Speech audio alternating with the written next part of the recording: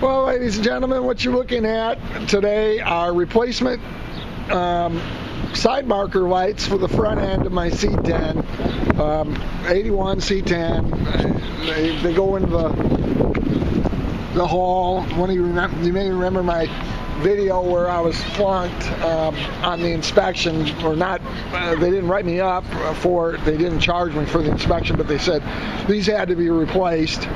So, $25 later, free shipping out of Taiwan. These things are absolutely gorgeous reproduction parts, and you can see how the sun has faded the ones I have.